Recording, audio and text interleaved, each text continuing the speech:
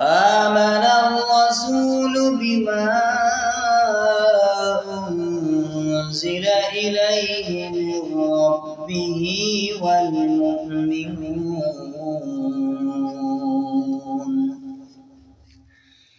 كل آمن بالله وملائكته وكتبه ورسله لا نفرق بين أحد من رسله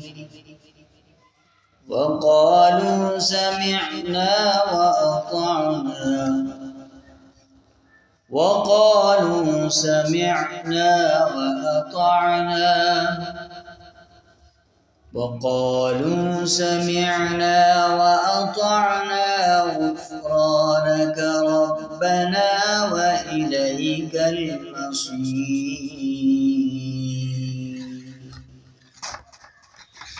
لا يكلف الله نفسا إلا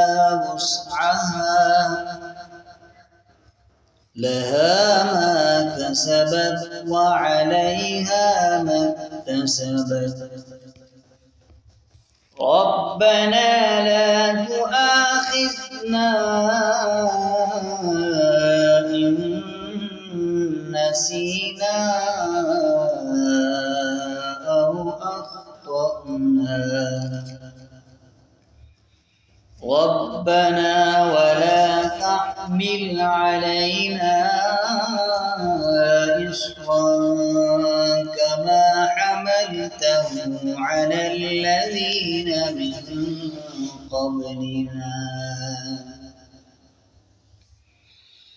ربنا ولا تحملنا ما لا طاقة لنا به واعف عنا واغفر لنا